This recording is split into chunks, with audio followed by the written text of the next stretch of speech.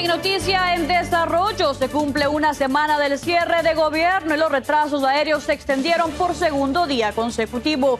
Mientras la falta de personal en torres de control se agrava, la Administración Federal de Aviación aún no ha aplicado medidas de reducción de vuelos, pero para la tarde del martes se habían demorado más de 12.000 vuelos domésticos e internacionales. Hola, ¿qué tal? Soy Viviana Zarrade, gracias por acompañarme. Estas son otras de las noticias en desarrollo que estamos siguiendo aquí en 24 horas. La Casa Blanca amenazó con no pagarle a los trabajadores afectados por el cierre del gobierno. Le mostraremos qué dice la ley sobre esto y qué efectos económicos tendrá esta medida. Además, alrededor del mundo marchan a favor de los palestinos en Gaza. Esto tras cumplirse 2 años del ataque de Hamas a Israel. Pero comenzamos con el ataque al presidente de Ecuador este martes en medio de una caravana. Cuidado. Coge seguro, agacha la cabeza, agacha la cabeza, agacha la cabeza. Agacha la cabeza. Agacha la cabeza. Agacha la cabeza, agacha la cabeza, agacha la cabeza. Agacha la cabeza.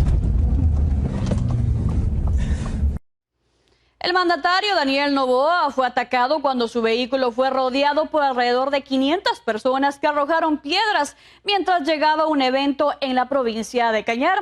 Autoridades reportaron señales de impactos de bala en este automóvil presidencial, aunque Noboa resultó ileso y 5 personas fueron detenidas bajo cargos de terrorismo y asesinato en grado de tentativa. Escuchemos la reacción de una ministra de gobierno sobre este ataque.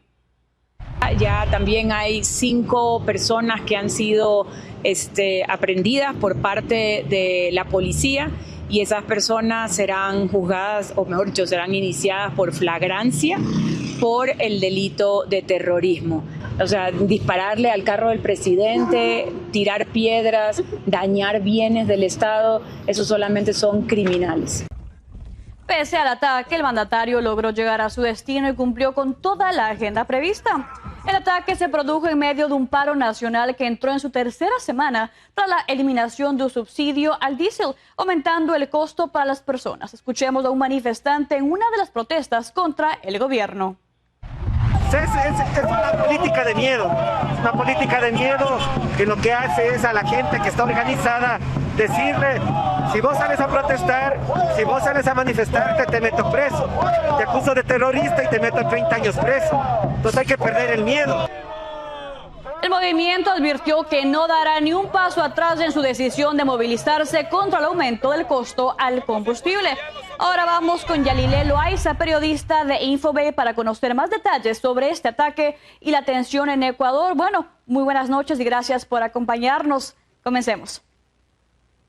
Muchas gracias, Viviana, muchas gracias por este espacio con tu audiencia. Pues efectivamente hoy se ha registrado, como mostrabas en imágenes, un ataque a la caravana presidencial. Si bien los primeros reportes oficiales, incluyendo el testimonio de la ministra de Energía, Inés Manzano, que hemos escuchado anteriormente, hablaban de posibles impactos de bala, lo cierto es que luego la presidencia ha comunicado, sobre todo a la prensa internacional, que Criminalística está analizando los impactos que recibió el auto en el que se trasladaba el presidente de la República, Daniel Noboa, para determinar si efectivamente hubo disparos. Porque de lo que se puede ver, al menos en el material visual del momento en el que sucedió el ataque, se observan a los manifestantes con piedras, con palos, con otras herramientas, pero no hay al menos registro visual del tema de un arma de fuego. Disculpa que te interrumpa. Una pregunta. En este momento, ¿cuántas personas ya están arrestadas? La última información que tenemos del Ministerio del Interior es que hay 5 personas que han sido arrestadas y que se esperaba justamente que hoy se proceda en flagrancia por el delito de terrorismo, pero sabemos también que el gobierno ha interpuesto una denuncia por la tentativa de asesinato en contra del presidente Daniel Noboa. Esto es importante decirlo, se da en el contexto del paro nacional por el tema del subsidio del diésel que fue retirado por el presidente Daniel Noboa, una decisión que los expertos consideran que era económicamente necesaria, considerando los déficits fiscales que tiene el país, pero que obviamente es una decisión con alto costo político. Bueno, ¿de cuánto fue este aumento? Y luego de eso también sabemos que la CONAIE estaba a cargo de esta huelga, de este paro nacional, pero de acuerdo al presidente y de acuerdo a sus secretarios de información, ¿se cree que fue una célula? ¿Podrías también hablarnos un poco más de eso, aparte de cuánto subió este subsidio? Sí, bueno, primero con el tema del subsidio, el galón de diésel aquí en Ecuador costaba $1.80 el galón, y con la eliminación del subsidio subió $1, es decir, pasó a costar $2.80. En el tema de lo que hemos visto, si bien el paro ha sido convocado por la Confederación Nacional de Nacionalidades Indígenas del Ecuador, es importante decir que lo que tiene que ver con el ataque de hoy, las propias autoridades del gobierno han dicho que se busca que no se estigmatice al movimiento indígena y que se cree que quienes están ejerciendo estos actos violentos son, más bien dicho, infiltrados o grupos que buscan justamente generar caos. También es importante recalcar que, a diferencia de lo que se vivió tanto en octubre del 2019 como en junio del 2022, cuando también los presidentes intentaron quitar los subsidios a las gasolinas, en el caso de la capital no se han registrado los actos violentos que hubo en estos años, sino que más bien hemos tenido bloqueos de vías en otras provincias del país que han sido más focalizados.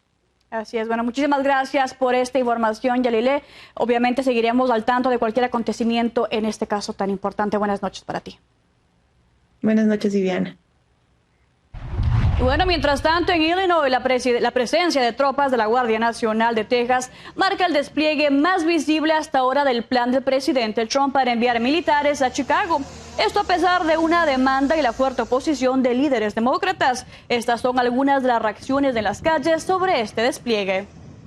Esto es como estamos en guerra. Y no sentimos seguros estar en nuestros lugares porque ellos están aquí. Nadie aquí está siendo violento, son ellos. Es ICE. A cualquier persona que nos vean que somos latinas o así, no, ya los están parando y no, a veces yo creo ni siquiera preguntan si están legalmente ni nada, nomás los arrestan y se los llevan. Camiones de servicio de emergencia descargaban suministros y se instalaron filas de remolques, aunque la misión exacta no ha sido revelada. Y la fiscal general Pam Bondi enfrentó duros cuestionamientos en el Senado sobre su manejo de los archivos del caso de Jeffrey Epstein. Así que veamos el momento más importante del tenso encuentro en Washington. There's been public reporting that Jeffrey Epstein showed people photos of President Trump with half-naked young women. Do you know if the FBI found those photographs in their search of Jeffrey Epstein's safe or premises or otherwise? Have you seen any such thing? You know, Senator Whitehouse, you sit here and make salacious remarks, once again trying to slander President Trump left and right, when you're the one who was taking money from one of Epstein's closest confidants, I believe, I could be wrong, correct me, Reid Hoffman, who was with Jeffrey Epstein on multiple occasions. And the senator sitting right next to you tried to block the flight logs from being released. Yet you're grilling me on President Trump and some photograph with Epstein? Come on. Bondi también sostuvo que no existen pruebas de que Epstein haya extorsionado a nadie. Momento de una pausa, pero no se mueva porque al regresar la Casa Blanca amenaza con no pagarle a los trabajadores afectados por el cierre del gobierno. Le mostraremos qué dice la ley sobre esto y qué efectos económicos tendrá esta medida. Además, el oro alcanza un nuevo récord histórico en medio de la incertidumbre económica en Estados Unidos. También alrededor del mundo marchan a favor de los palestinos en Gaza. Al regresar tendremos un reportaje desde una manifestación en México. No se vayan.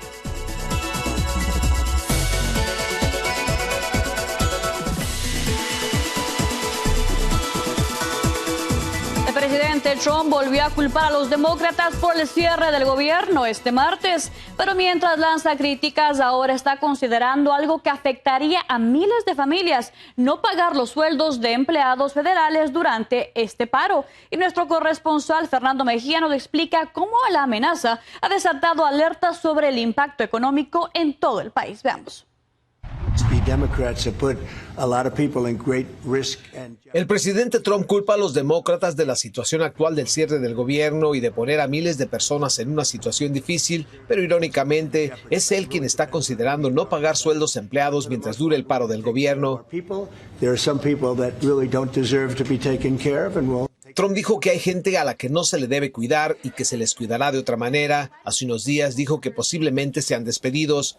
Yo creo que eso es una traición muy grande a los empleados federales que dan su vida, años trabajando en una oficina, en un escritorio. El contemplar no pagarle a los empleados se dio a conocer por medio de un memorándum interno que será dado a conocer próximamente. En septiembre, la Oficina de Gestión de Personal dejó claro que a los empleados se les pagaría sueldo retroactivo una vez que terminara el paro. Se estima que aproximadamente 750,000 empleados federales de distintas dependencias gubernamentales estarán afectadas. En total se perderán hasta $400 millones en sueldos acumulados. Desafortunadamente, todos esos empleados federales necesitan este dinero para vivir.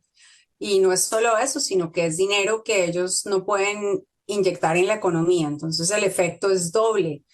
Normalmente cuando ocurre un paro gubernamental se le paga al empleado por los días no trabajados. Hay una ley creada en el 2019 que especifica exactamente eso y dice: todo empleado del gobierno de Estados Unidos o de un empleador público del Distrito de Columbia que sea suspendido como resultado de una interrupción de fondos deberá recibir pago por el periodo de dicha interrupción. La administración de Trump calificó esta ley como deficiente.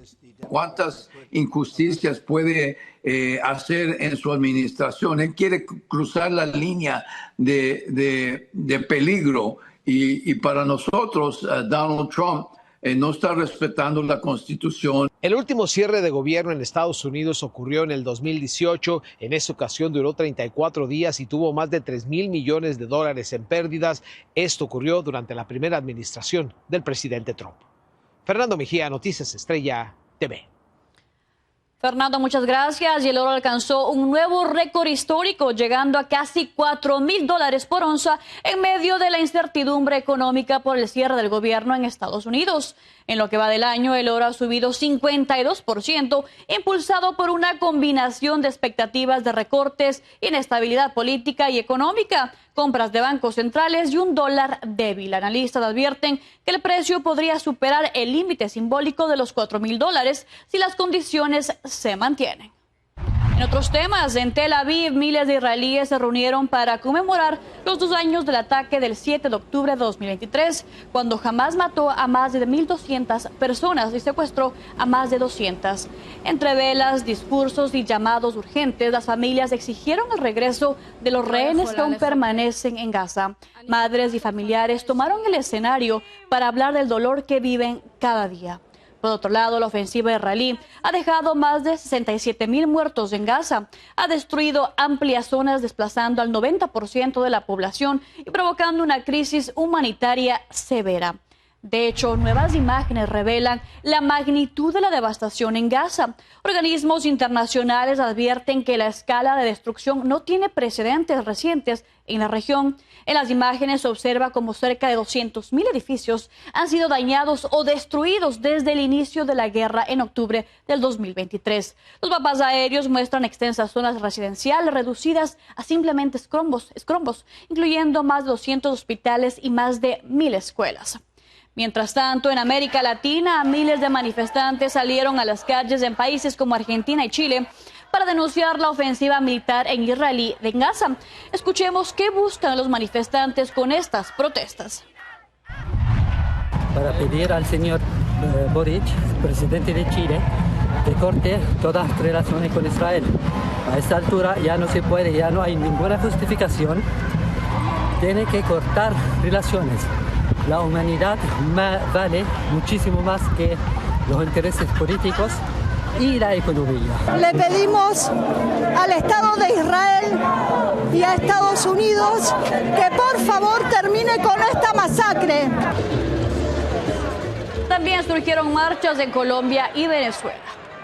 El gobierno de México confirmó que los 6 activistas que participaron en la flotilla que se dirigía hacia Gaza se encuentran haciendo escala en Turquía como parte de su regreso a su país y se espera que lleguen el miércoles a las 7 de la mañana en Ciudad de México. Mientras tanto, en el país azteca, centenares de personas también salieron a las calles para respaldar a Palestina. Las muestras de solidaridad llegaron hasta la Embajada de Estados Unidos y nuestro corresponsal Víctor Blázquez nos muestra cómo la protesta terminó con una imagen que ya le está dando vuelta al mundo.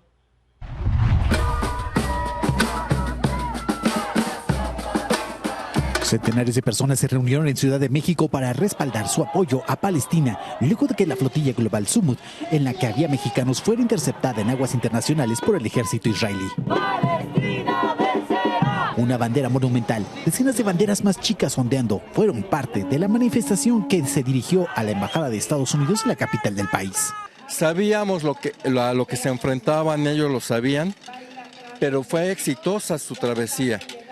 Fue exitosa porque hizo más evidente todavía la situación sobre el terreno.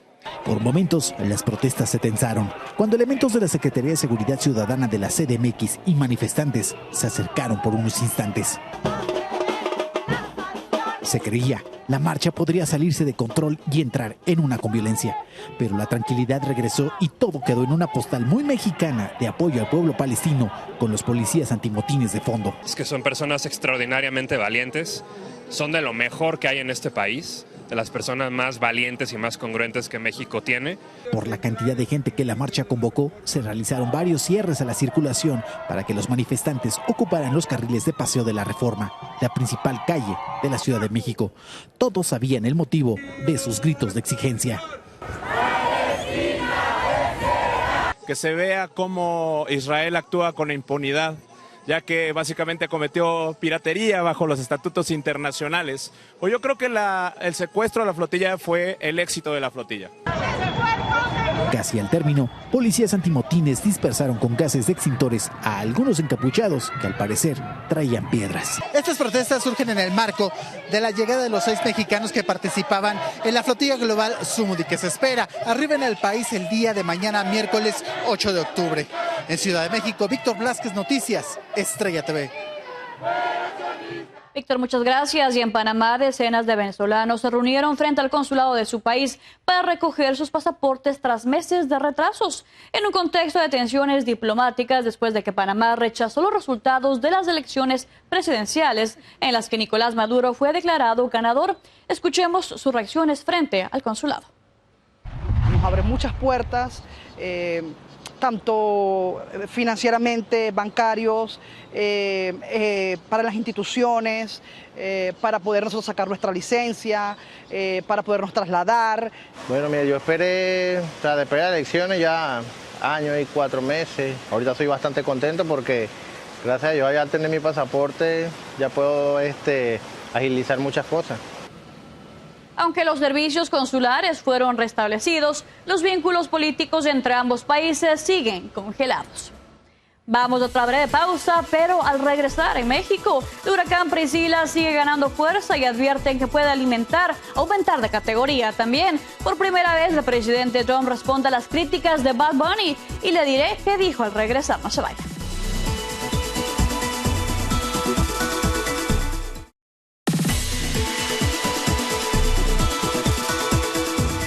Y en México, el huracán Priscila sigue ganando fuerza. Veamos imágenes de las olas en la costa de Jalisco.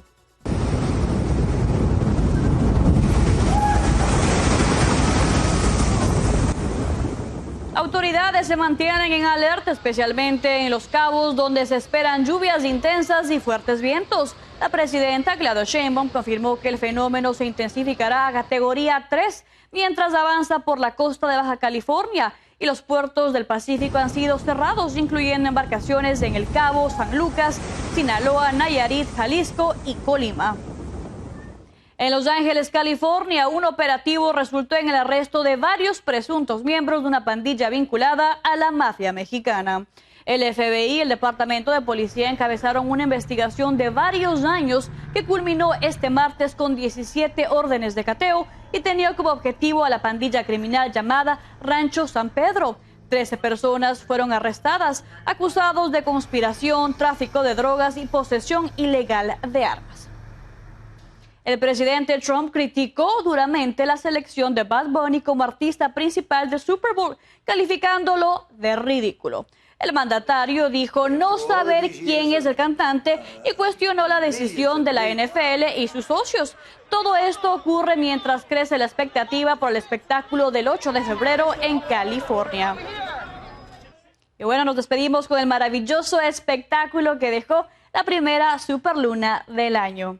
A nivel mundial, millones de personas pudieron disfrutar del brillo de la luna en todo su esplendor. Particularmente esta semana, la luna se verá más grande de lo usual, ya que la luna está en su punto más cercano a la Tierra. Si usted se lo perdió anoche, no se preocupe, porque podrá apreciarlo hasta este 9 de octubre. Este fenómeno se repetirá el 5 de noviembre y el 4 de diciembre. Y nos despedimos con estas imágenes. Ha sido un placer informarles. Soy Viviana Zarrada y que descanse. Lo veo el día de mañana. Hasta luego.